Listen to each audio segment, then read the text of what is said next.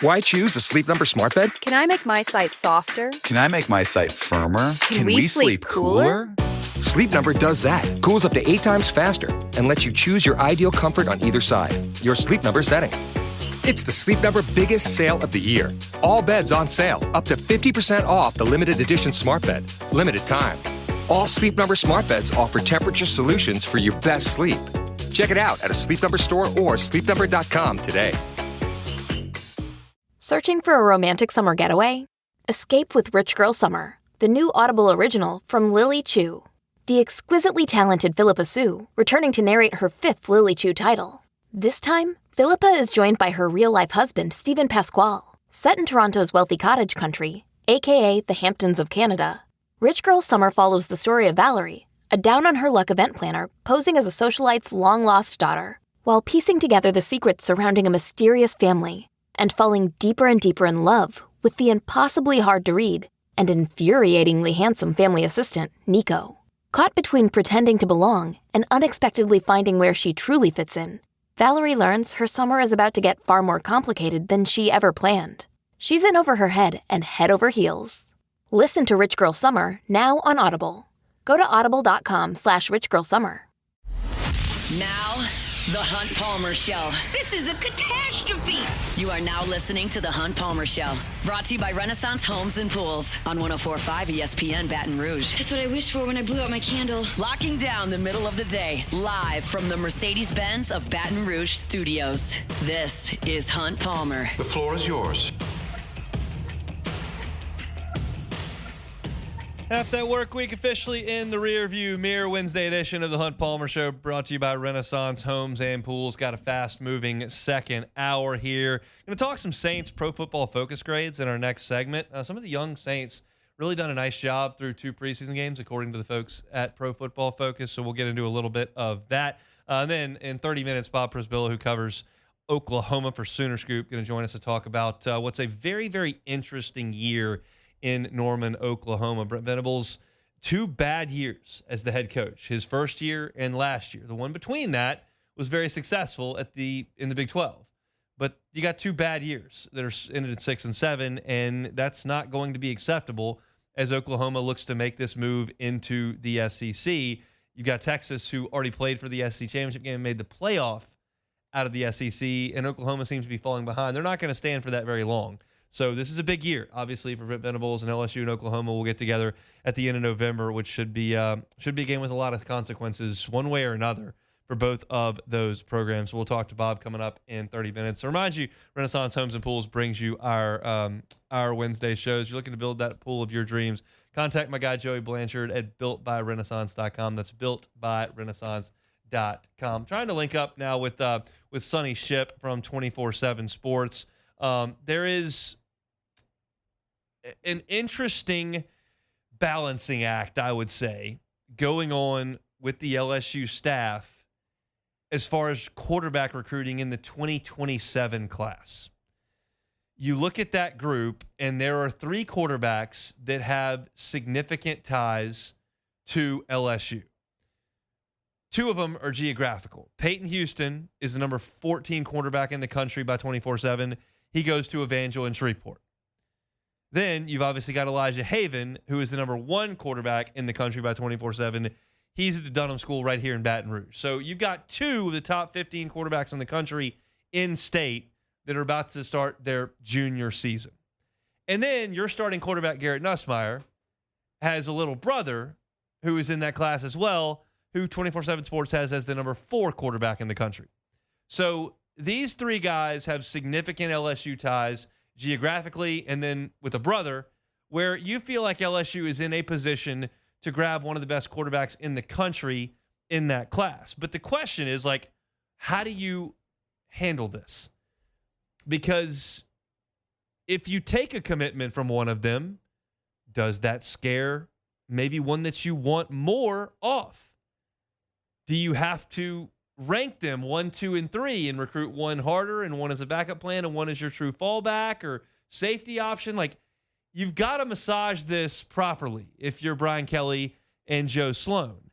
And that's a difficult game to play. It's almost easier if it's, Leonard Fournette and you just say, okay, we're going to recruit this guy for 4 years in our state, and he's our only option, and we're taking this guy no matter what. And you just go sink all your resources into that. This gives you more options, but as you realize, like, quarterbacks can be a little bit finicky. Oh, you took his commitment? Well, I'm out. I'm going to look elsewhere. But I really wanted you. And then you tell him, well, I don't want your commitment. Give me. And you understand how that can happen when you're trying to court 3 spouses at the same time. It can create some issues. And there have been very little movement on the front of any of those 3 quarterbacks. They just finished their sophomore years. They're going to their junior years. And you feel like, okay, it's going to start to happen pretty quickly here. A lot of times quarterbacks are early commitments. Maybe it's in their junior year. Maybe it's just after their junior year, perhaps before the start of their junior year. And that's what the industry is starting to believe. You have seen in the last 72 hours, in the last week, some predictions start to flow in about Elijah Haven and Colton Nussmeier. The industry now believes that Elijah Haven is a lean to Florida and could commit to the Gators and Billy Napier at any time. That's certainly not my opinion. That's the opinion of those who are in the know in the recruiting world. Billy Napier did a great job to recruit DJ Lagway. Now Lagway appears the heir apparent to that program and now is a starting quarterback at that program and could be for the next 2 to 3 years. That would set the stage for Haven to come in and perhaps play pretty quickly.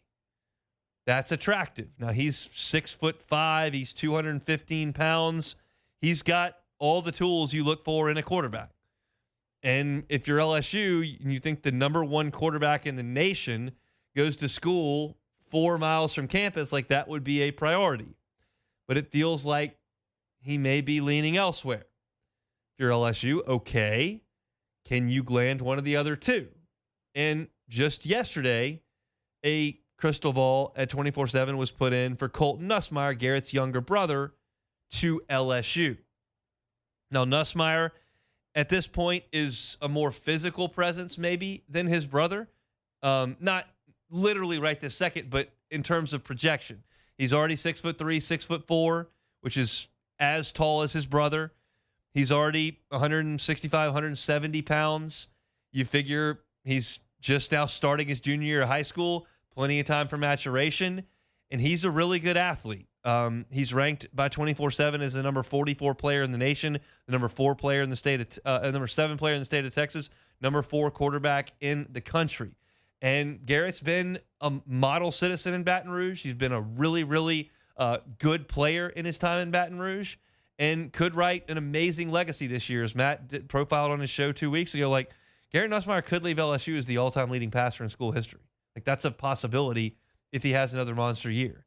And his brother is probably a little bit better athlete than Garrett was at this point. Colton's also left-handed, which is a little bit of a different wrinkle to that. But if LSU could land Colton Nussmeier, even if Elijah Haven gets away, you feel like that's a good job of recruiting. Because at this point, Elijah Haven might win 2 Heismans. He may never start at Florida if he goes there. He may win 2 Heismans at LSU at this point if he decides to go there, and Colton Nussmeier might end up at Texas A&M. I don't know what the future holds.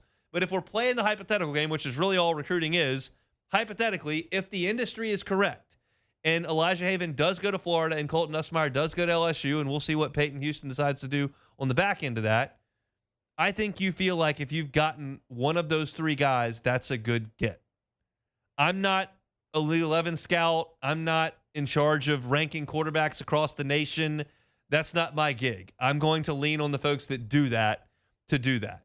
But it feels like if you land one of the top 4 quarterbacks in the country, despite one of them being in your backyard that you don't get, which would generally sound like a disaster, especially on the heels of you having the number 1 quarterback in the country from this past cycle committed to you and not being able to land him. That feels like a disaster. It is certainly mitigated, if not completely alleviated, if you add Colton Nussmeier to this group. So I think that would be great for LSU. I think there are a lot of people that are super high on Peyton Houston. The knock on Peyton Houston to this point is he's short. And I use air quotes for that. He's 5'11", maybe 5'10", but he's a great athlete, got a strong arm, very accurate. And you know, at Evangel, they're going to be coached well, and they're going to have a good understanding of the way that offense works. There was a time where Evangel was a complete unicorn because this was the 1990s, and they were going 5 wide in a 7-yard shotgun and slinging it 40 yards down the field 50 times a game. That was unheard of in the real world of football. Now that's like what people ever do. So I think that he would be prepared based on the offense that he's run to come in and understand how to move the football through the air at the college ranks. The point I'm trying to make with this entire segment here is it sounds like a disaster if the industry is correct and Elijah Haven from Baton Rouge goes to an LSU rival in Florida to play quarterback. But if you do land Colton Nussmeier, that's a big deal. It would sound like a disaster if Elijah Haven wasn't even on the board and he didn't exist as the number 1 quarterback in the country out of Baton Rouge, and your starting quarterback's little brother was a top 5 quarterback in the country from a state over, and you didn't get him, that would sound like a disaster too. But the truth is that you're not going to land 3 quarterbacks in this class that are in the top 15. Those days are long gone where you could add 2 or 3 quarterbacks in every cycle and they were just okay coming in, competing, and potentially waiting. That doesn't really happen anymore. And LSU didn't sign a quarterback in this past cycle. So you got to get the high school ranks coming up, and you're not going to do it in one class. So I feel like LSU would be in a very good spot. If the industry is right and Colton Nussmeier does end up at LSU, you miss out on Elijah Haven. I would certainly live with that. And if you missed out on Colton Nussmeier but you got Elijah Haven, I would live with that. And I think I would live with Peyton Houston being the quarterback as well. He's ranked lower than those two by most services, but I would feel pretty good with that. LSU is in an advantageous spot for this 2027 class. They've just got to make sure they land one of them. At this point, we don't know who that's going to be or who the best option is going to be, but it sounds like folks are starting to plant their flag in the ground, and it sounds like Colton Nussmeier is the most likely of that trio to commit to LSU. We'll see. That's just what the folks seem to think right now. Step aside when we come back. Who's playing well for the Saints in these preseason games, according to folks at Pro Football Focus? We'll do that next. The Hunt Palmer Show. Renaissance Homes and Pools, built by Renaissance.com. I'm going to give you Joey Blanchard's cell phone number at the end of this read. So if you're looking for a swimming pool, looking for an outdoor kitchen, want to make your backyard an awesome place to hang out year-round here in South Louisiana, I'll get you Joey's number at the end of the read. But the thing is, when you work with Renaissance Homes and Pools, you're going to be dealing with Joey from start to finish. He's got this incredible software that allows you to lay out your pool in a 3D manner to scale exactly the way that you want it to look. It's phenomenal technology that he's got a hold of. Even if you don't know where you want to start, he can help you through that process. Maybe you know exactly what you want. He can do it. Go look at some examples at their website, builtbyrenaissance.com. You'll go through that process with Joey. When it's time to dig, Joey will be there. When it's time to fill that pool, Joey will be there. When the job is finishing up, Joey will be there. It's a great feeling knowing you are working with the owner of the company who is fully invested in what that process is like for you, the customer. Outdoor kitchens, swimming pools, Renaissance Homes and Pools, Joey Blanchard can help you out with that. Give Joey a call. Say, I heard about you on Hunt's show. Love to start that process. I've been wanting a pool. It's time to do it. Joey's ready to get to work. It's 225-252-7745. Again, 225-252-7745. It's Renaissance Homes and Pools. Find them online. Builtbyrenaissance.com. You're listening to The Hunt Palmer Show, brought to you by Renaissance Homes and Pools.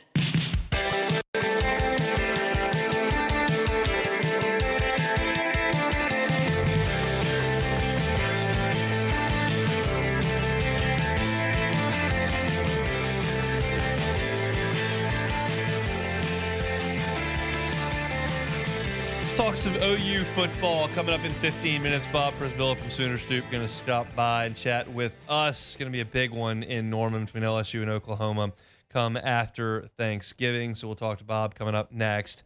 Let's chat about the Saints. And I want to go through some Pro Football Focus grades at this point. I know that some people love this data. I know that some people kind of roll their eyes at it. I understand that. It's tough to please everyone all the time. But I want to say this. I oftentimes, when I go through the grades for LSU from Pro Football Focus, when Ross Jackson of LouisianaSports.net goes through the Saints grades on Pro Football Focus, very, very, very often, what we see with our eyes on the television copy or in the stadium shines through in the metrics. So I think that it's really rooted in a lot of truth. You don't have to take it as gospel, but it is rooted in a lot of truth. If Pro Football Focus says somebody's doing a really good job, they're probably doing a really good job. If Pro Football Focus says somebody's really struggling, they're probably really struggling. Like, I think that is a reasonable thing to draw. If you don't want to absolutely swear by every number, I get that. I also want to add, for those that don't often look at Pro Football Focus numbers, grades in the 80s and 90s are exceedingly rare. If you're talking about a grade 74, 77, like that's solid work. The bad stuff gets into the 30s and 40s. 50s is pretty average. 60s is pretty average. You get into the 70s, you're doing things pretty well. 80s is exceptional. 90s is almost unheard of. Like, I'm looking at the Saints page right now, and I realize the Saints aren't going to win the Super Bowl this year.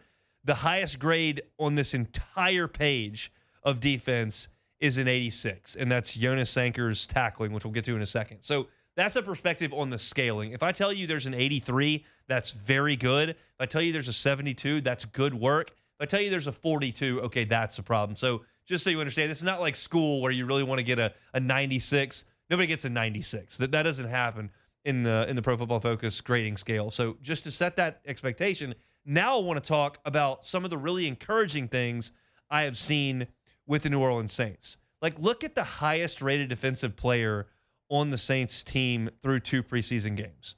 It's Jalen Ford, who you took with a 5th-round pick out of Texas. And he's played 53 snaps. He's done an excellent job on run defense, 80.5, a great grade. Good job in coverage, 77.5. And then, obviously he had the interception. He's been very good. And these are the kind of hits that you need from the late part of your draft when you're trying to rebuild. I think Jalen Ford has had a really nice go of it. The number 2 pick on this has played 93 snaps in 2 games. That's a lot of sample size for Jonas Sanker. And he's an 80.9 overall grade, an 86.3 in terms of his tackling.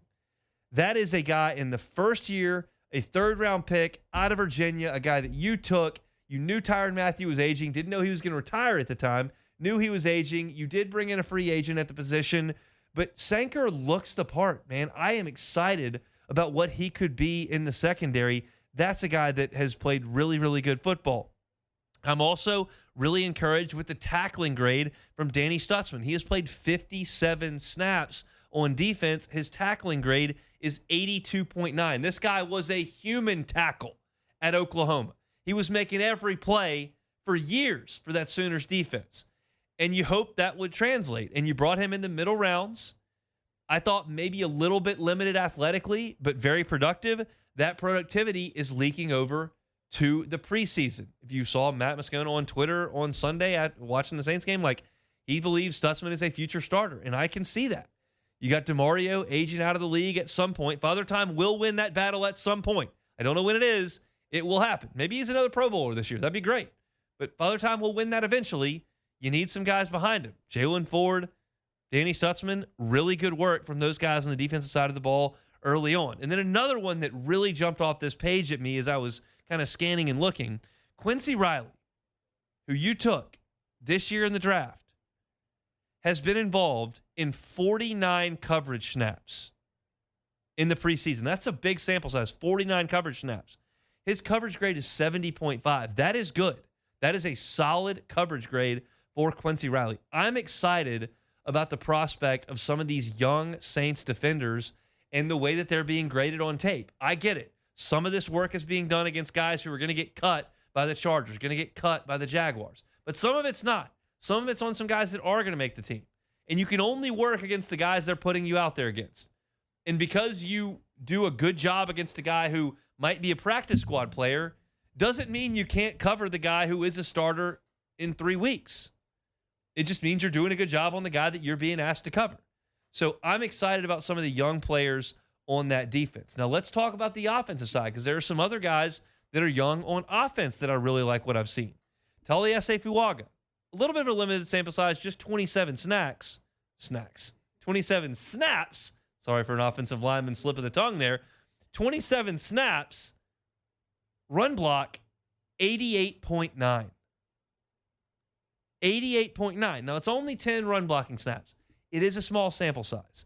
But we know that a lot of these young Saints offensive linemen are better or more suited to getting behind their pads and running the ball. Trevor Penning comes to mind. Fuaga certainly comes to mind. You move him over to the right side, he can be a mauler over there. I like what I've seen from him. That's very, very good news from him. How about Spencer Rattler? His grade on Pro Football Focus right now, 71.4 overall. That is very good. By the way, Fuaga, highest graded player on the Saints offense in its totality. Rattler's number 3 at this point. That is good news. Trevor Penning, I realize he got hurt, but he played 20 snaps. His pass block grade as a guard, solid work. 83.3 on 12 snaps. Maybe he's more suited to play on the inside. That is encouraging. He's not the youngest player out there anymore, but he is still young. And at this point, I don't think Trevor Penning is going to command a massive amount of money next year. So if he is making strides, that could be a guy that you can keep in the fold. And the last guy I want to talk about here is Kelvin Banks, who has been in there for 23 pass blocks reps, and his grade is a sparkling 88.1 as a pass protector at left tackle. That is excellent work. Excellent. 88 is excellent. So there are some young players who are doing some good things. And I'm going to try to continue to harp on that. And you know what it may have to come from? Pro Football Focus. Because the stat sheet is not going to tell me how well Quincy Riley covered on a play where they don't throw it his way. The stat sheet is not going to tell me what Trevor Penning's pass blocking sets look like. Like, sometimes the instant replay will, but Pro Football Focus will. And I feel like I'm going to spend more time harping on the development of some of these guys with these grades as opposed to, hey, now it's October the 23rd. What's the Saints' record? I don't know what it's going to be. It's probably not going to be very good.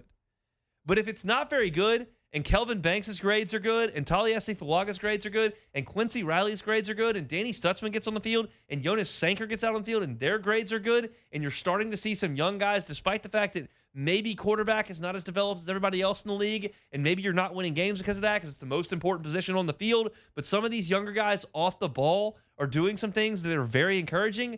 That may be the best way to digest this Saints season.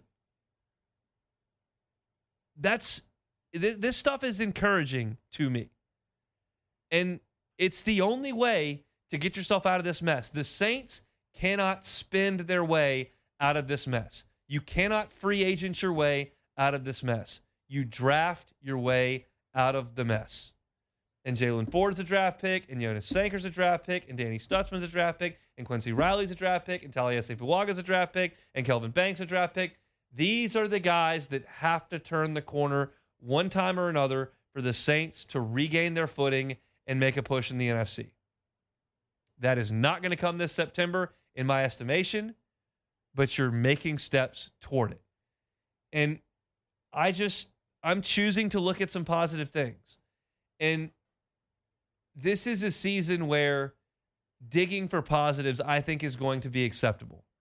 There are some times where it's a zero-sum game. You must win. Dennis Allen last year, September, October, like, this is zero-sum. You've got a veteran quarterback. You've got the coaches you wanted to put in place. You got to go get this done, and he didn't. So that's when you get upset, you get angry, you get cranky, and you criticize. If we're going to talk about the same, like, in this market right now in Baton Rouge, like, LSU's in a zero-sum game this year. I don't care if guys play well and you lose 4 games. That's not good enough. The Saints aren't in that position this year. The Saints are in a position to develop, to get young guys experience, to have those guys improve, hopefully see those Pro Football Focus grades tick up a notch, and see what wins and losses happen and get ready for the next year. But I think through 2 preseason games, there's been some really quality play by some young Saints at this spot, and I'm encouraged by that. Let's hope it continues coming up this weekend against Denver, and we'll see what the season has to hold for the Black and Gold coming up. If you're looking for Saints coverage, LouisianaSports.net, Ross Jackson does an awesome job and has you covered there. Also, Hunt on Saints. Subscribe to the channel. We appreciate it. It'll get your Saints coverage right there to your homepage every single day. We've got a video every single day that pops up on Hunt on Saints. So go check that out on YouTube or wherever you find your podcast. We'll step aside, talk some Oklahoma Sooners, LSU season finale. What's that looking like in Norman? Bob Przybylo joins us next. The Hunt Palmer Show. Highland Insurance Group, highlandig.com is that website. Insurance is not the most fun thing to talk about. I know I did it every day for 7 years. I get it. But it's important for a business owner. If you're a business and you feel like your renewal is just to sign on the dotted line and hope the number went down or only went up just a little bit, but you don't really know what's in the fine print of those policies, just have the Highland Insurance Group come and audit it. Let them come and read it. You don't want to read the whole policy. You don't want to read general liability policies and cyber policies, property policies, EP. Like, you don't want to deal with all that. You'd rather just have a trusted agent do that for you. Your broker should be like your attorney, should be like your CPA. You trust them with your sensitive information and with the livelihood of your business. Trust your insurance broker as well, and trust the Highland Insurance Group. Jonathan Carver and his team are experts. They're phenomenal to work with, and they will make sure that your coverage is right. Whether it's storm season, car accidents happen, be very litigious in the society here in Louisiana. Cyber claims can happen as well. Make sure you're covered. The Highland Insurance Group will do that for you. It's the Highland Insurance Group. Find them online, highlandig.com. This is the Hunt Palmer Show, brought to you by Renaissance Homes and Pools.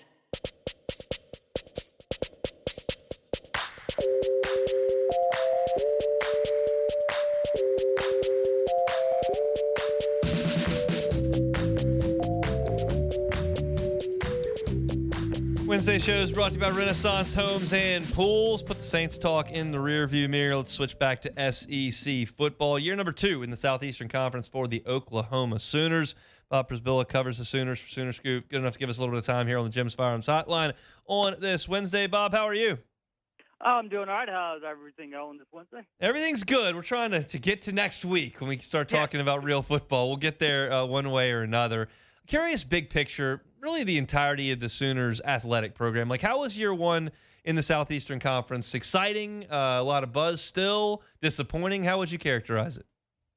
Disappointing, I think. As in, fans felt that OU was ready to make that type of leap, and in a lot of sports, it sort of showed up that OU as an administration, as a program, just wasn't quite there. And when your football program isn't, doing what fans expect, it really shows up. Like, it's okay, OU still had success, like gymnastics and softball and things like that. But when big heavy hitters like football don't deliver, and you spent the last 3 years as a fan base kind of puffing out your chest, saying, yeah, get ready, because here we come, that was a rough season for everyone to take in. Did the Alabama win, did it feel like a one-off, or did it feel like, hey, there's something here, we just got to tap into it more often? It felt like a one-off now, just especially because the pieces are gone. Like, yeah. It wasn't, like, I was naive at that point, still thinking maybe that's the rebirth of Jackson Arnold, and this is where the next chapter of his OU story goes. But, obviously that didn't pan out the very next game, and Baton Rouge was as bad as like any other, road game that OU had gone through in the SEC last season. I mean, it was one heck of a moment. I was the first field storming in 24 years. It allowed OU to reach a bowl game, so it was really important. But I don't believe like they're using that as like, remember how we played against Bama? That's what we can do here in 2025 and beyond. All right, so let's talk about this team. Clearly, the offense is what needed the overhaul. A lot of the playmakers from that team, or lack thereof, are now gone, and there has been a new administration brought in on that side of the ball, for lack of a better term, from Washington State. What can you tell us about the plan here for this iteration of the Oklahoma offense? I mean, honestly, as much as OU fans didn't want to hear it, offensive line coach Bill Beatenbow, got to talk to him a couple weeks ago, and he's like, Ben Arbuckle, he's a young Lincoln. He's a young Lincoln Riley when he first arrived at OU in 2015 to turn around an OU offense that had been down in the dumps after so much was expected. And that's like just this type of energetic, type of offense, and just got people all rejuvenated, excited. I think one of the biggest challenges for Ben throughout the course of like the last 8 months is if you were someone who was on this offense in 2024 and you were returning, was trying to get that confidence back up, because you just went through, as Brent Venables so eloquently said it time and time again, a historically inept offense in 2024, and you had to just try to put that in the rear view mirror and realize you can still do a lot of good things. You can still be like this dynamic playmaker, and I think Arbuckle had to spend a lot of time with, especially some of those young receivers who had a lot of chances and accomplished very little. It's like, don't give up just yet. Don't hang your head. Don't hit the portal. There's still a lot of ball to be played. There's still a lot of plays that you're going to be able to make for us. So, I think he had to be as much psychologist initially before he could bring in that scheme and let John Mateer kind of teach those guys going along the way. So Mateer's going to run the show, going to be the quarterback there. Tell us what y'all have seen from him and kind of what his skill set looks like in Norman. The lazy comparison, but it's one that everyone here loves, is that he's Baker Mayfield 2.0 in terms of his personality, in terms of the way that he approaches the game.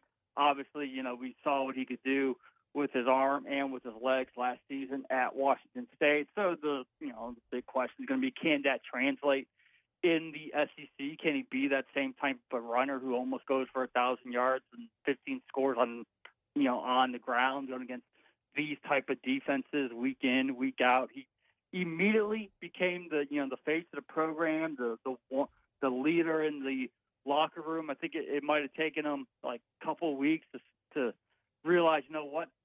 Even though I just showed up, I've got to be the guy. This has got to be my team, and he's done everything right off the field in terms of trying to do just that, including yesterday. He's the Beats by Dre. He's one of the 9 guys that got that deal, and he ends up giving a pair to every single player. It's like, that's who Mateer is. That's what he just keeps on doing time and time again to show that he's not afraid to understand that even though he's only been here less than a year, this is his team, and this is what is expected when you're the quarterback at a place like OU. Big addition at running back as well. Do you feel like it's a run-first offense, or is it everything go through Mateer?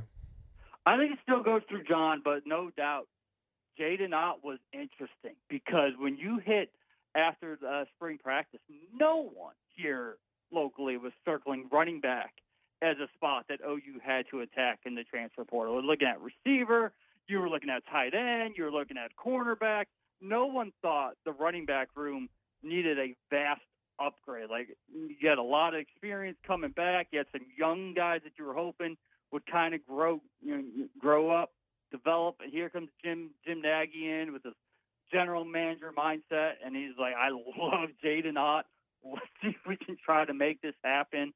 And, Ott had a little bit of a shoulder issue the last couple weeks. He did return to practice last Saturday. He should be good to go. I mean, after all the injuries that OU suffered in 2024, the cautious approach, like almost beyond cautious approach this entire month of preseason camp, of just trying to make sure all these guys are going to be ready to roll come August 30th. It's just like wrapping them up in bubble wrap, if there's any sort of issues at all. But Ott should be ready. And, I mean, when we got to see him initially that first week of practice, and I kept thinking, you're going to need him for the speed and the home run hitter, and then you'll need someone bigger. No, Ott is just as big as, like, any change of pace that you might want. He does feel like one of the best all-around backs that's been in Norman in a long time. Bob Przybylo is our guest. He's staff writer and editor for Sooner Scoop, also co-host Franchise Oklahoma 9 to 11 a.m. Let's talk about the defense. Statistically, Oklahoma's defense was very good last year. They just got no help at all. What is back off of that unit, and how good do you expect them to be? I'll add as an aside, folks in South Louisiana very happy with Danny Stutzman so far through Saints training camp. There you go. I mean, and that's exactly what kind of OU is hoping for. And I love that Brent Venables is officially, saying, I am the defensive coordinator. I mean, it was like the running joke of the last 3 seasons. Like, why are we saying Ted Roof is the guy or Zach Alley is the guy? Like Brent Venables is calling the shots. Why don't we just go ahead and say that, and you could almost kind of hear the players laugh that off when we would ask them during the spring, like, does it feel different that Brent's calling the players? Like, he's been doing this for 3 years. It's just nothing new to us. So, yeah, we're thrilled to have him, calling all the shots. And you look, it is going to be about replacing those type of guys. Danny Stutzman now with the Saints, Billy Bowman now with the Falcons. Like, there were people right behind them. And it's just about them growing up and maturing and becoming those dudes. Like, they're at every line of the defense, you feel incredibly confident. And I blame Cole Kubelik for saying that OU had the best defensive line in the SEC back in May. Because now, like, all is like, whoa. Like, do they really? It's like the defensive tackles for OU, which was an incredibly sore spot 4 or 5 years ago and had no one over 300 pounds, has absolutely been transformed. Todd Bates has done an incredible job of making that an SEC caliber line. How big is this year? What's on the line for Brent Venables? I think that's an obvious question, but I'm curious your thoughts on it.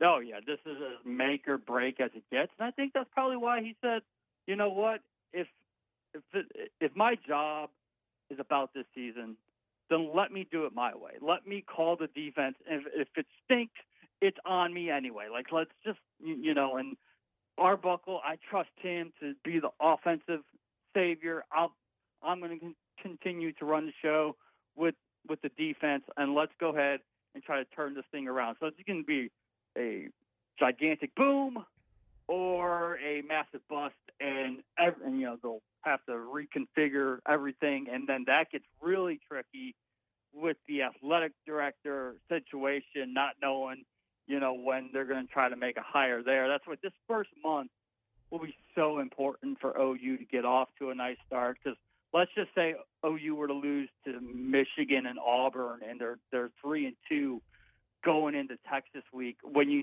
have a lame duck athletic director and probably a lame duck head coach.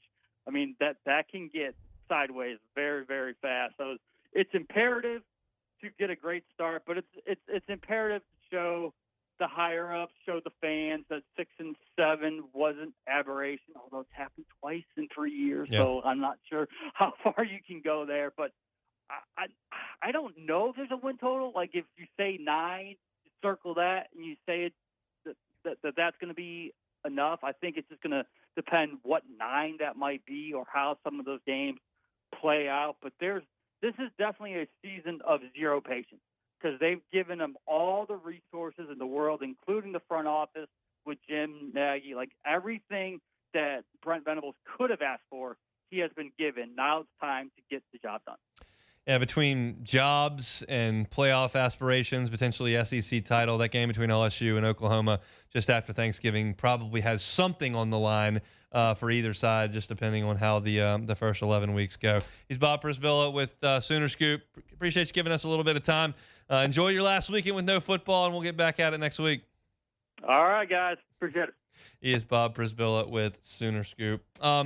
Yeah, I mean, it's unquestionable that Brent Venables is working for his job there, because whether or not Oklahoma wants to mention that, like, you're gonna look at Texas at the same time you look at yourself, and it's difficult to look at Texas recruiting at that level and Texas being, in the SEC championship game in year 1 and being in the playoff, and then you're sitting there at 6 and 7. Like, you realize that y'all are supposed to come in on even footing here, and it's not. And I remember very vividly, we had Brandon Drum from the Sooner Beat on when Oklahoma joined the league, and he gave a stat, and I'll have this number wrong, but the point remains.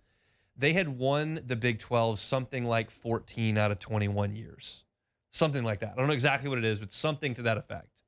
2 out of 3 years they win the league. And that just doesn't happen in the SEC. It's not doable. You can't do it. So the expectation level has to be tweaked, but also you're going to look across the way at the team that came into the league at the same time as you and go, okay, they're doing this. Why are we doing this? And that is something that Brent Venables is going to have to deal with. So again, I also don't think you can put a number on it, because not every 9-3 is the same. Not every 8-4 is the same, but you got to win some games, and it needs to start with Michigan and Auburn. Because if you can't beat Michigan and Auburn, you still got to go play Tennessee, and you still got to go play Alabama, and you still got to welcome LSU, and you still got to play Texas, and it just gets hairy really quick if you can't figure out a way to get it done early. And I want to say the finish for Oklahoma is the worst in the country. I'm pulling up their schedule right now. I remember this being a talking point in Atlanta, and I didn't bring it up to Bob because I just kind of wanted a big picture there.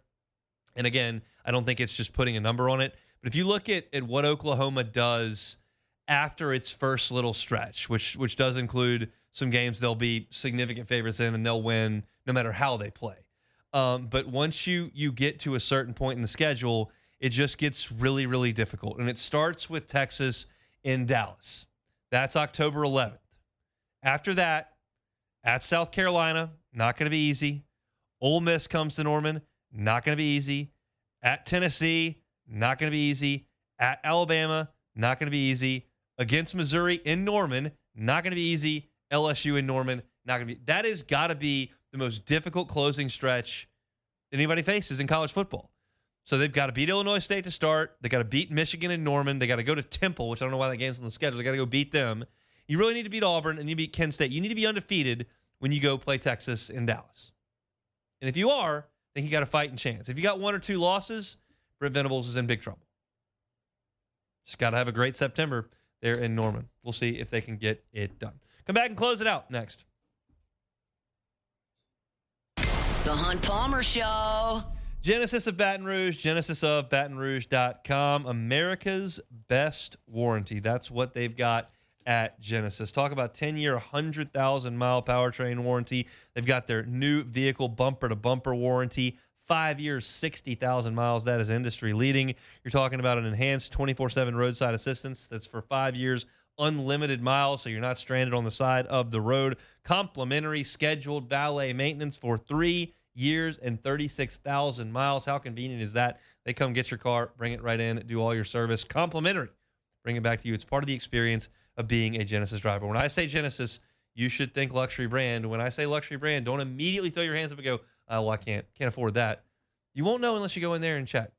Check out the inventory, genesisbatonrouge.com, but go on Airline and PQ and see them. Go see my friends at Genesis. You will be blown away with the customer service, the line of vehicles, and everything that comes with being a Genesis driver. It's Genesis of Baton Rouge. Find them online, genesisofbatonrouge.com. You're listening to The Hunt Palmer Show, brought to you by Renaissance Homes and Pools.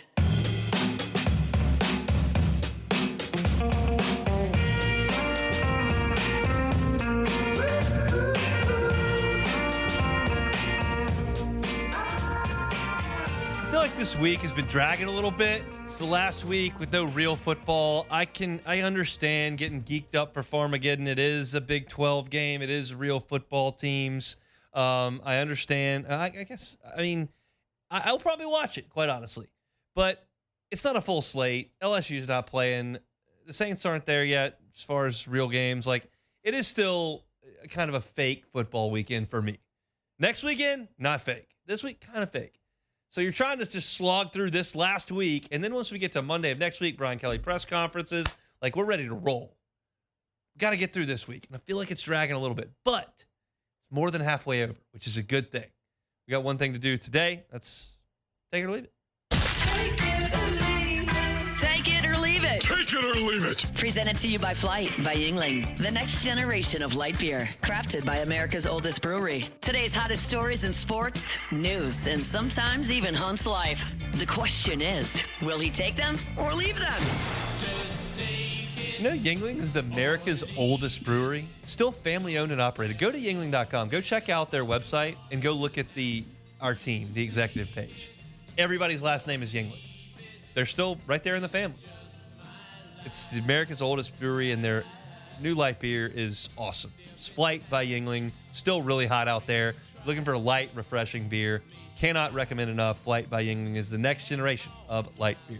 All right, let's start it off with everybody's favorite boxer. Jake Paul is set to test himself against WBA lightweight champion Gervonta Tank Davis on Wednesday. Netflix announced an exhibition bout slated on November 14th. This will be Paul's biggest test in his boxing career. Tank is 30-0-1 as a pro with 28 knockouts. Will Paul beat the lightweight champion? Take it or leave it. Leave it.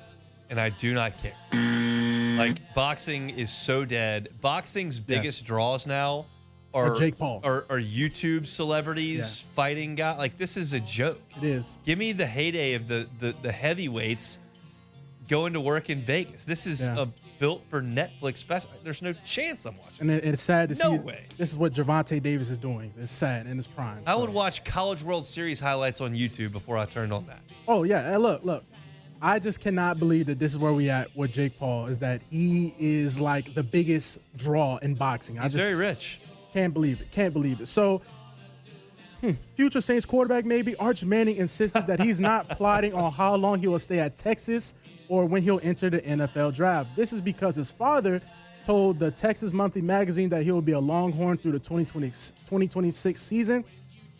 Manning said, I don't know where he got that from. In his first meeting with reporters, he texted me to apologize, speaking about his grandfather. I'm taking it day by day right now. So, will Arch be the Saints starting quarterback in 2026? Take it or leave it. I will leave that. A lot of things would have to happen for that to happen. One, the Saints would have to pick really high in the draft. We're going to pick high. We will be bad. We will be bad. And then Arch would have to leave, and then he would have to be good enough to be a top pick. So a lot of those things have to happen. I'm going to go ahead and leave that, although it would be a very interesting story if that did happen. I think Arch probably needs to just play a full season as the Texas starter, and then we'll address his NFL future. How about we agree to do that? So. All right, that's it for a Wednesday edition of Take It or Leave It, a Wednesday edition of the Hunt Palmer Show. We're brought to you by Renaissance Homes and Pools. You missed any of the show, including my thoughts on LSU's 5 most indispensable players and some really good thoughts on Saints young players on Pro Football Focus Grades. Check that out on demand.